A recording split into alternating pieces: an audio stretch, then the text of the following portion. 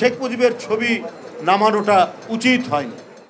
শেখ মুজিবুর রহমানের অনেক অন্যায়, অনেক দুঃশাসন দেখেছি, তারপরে তো সে ছিল, তার ছবিটা ছিল। জিয়াউর রহমান কিন্তু তার ছবি পুনঃস্থাপন করেছে। আমি মনে করি তার ছবিটা নামিয়ে ফেলাটা উচিত হয়নি।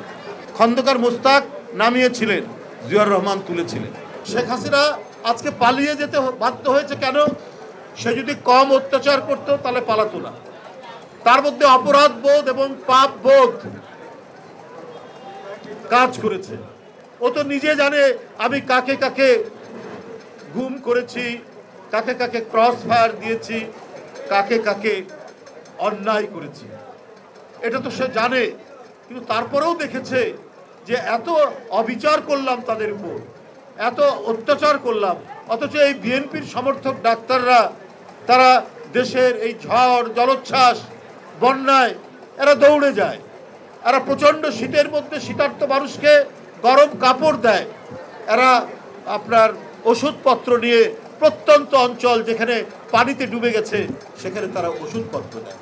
এই যে অন্তর্গত একটি স্পিরিট, এই যে ইনার স্পিরিট, এই স্পিরিটটা দমাতে পারেনি বলেই আজকে গণতান্ত্রিক শক্তির বিজয় হয়েছে। শেখ হাসিনা পালিয়ে গেছে। কারণ অন্যায় করলে তাকে পালাতে হয়, অবিচার করলে সে নিজ দেশে থাকতে পারে না। শেখ মুজিবুর রহমানের অনেক অন্যায়, অনেক দুঃশাসন দেখেছি, তারপরে তো সে ছিল, তার ছবিটা ছিল। জিয়াউর রহমান কিন্তু তার ছবি পুনঃস্থাপন করেছে। আমি মনে করি তার ছবিটা নামিয়ে ফেলাটা উচিত হয়নি। খন্দকার মোস্তাক নামিয়েছিলেন, জিয়াউর রহমান তুলেছিলেন। ইতিহাস আপনার নির্ধারণ করবে, বিচার করবে। হ্যাঁ, আপনার বিচার করবে। তো সেই বিচারের ভার থাকলো, জনগণ বিচার করবে। কিন্তু আমাদের জাতীয় জীবনের, জাতীয় ইতিহাসের আন্দোলনে যার যতটুকু অবদান সেটা স্বীকার করা হোক।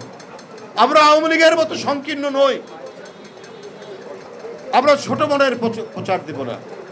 এই জন্যই বলছি শেখ মুজিবের ছবি নামানোটা উচিত হয়নি।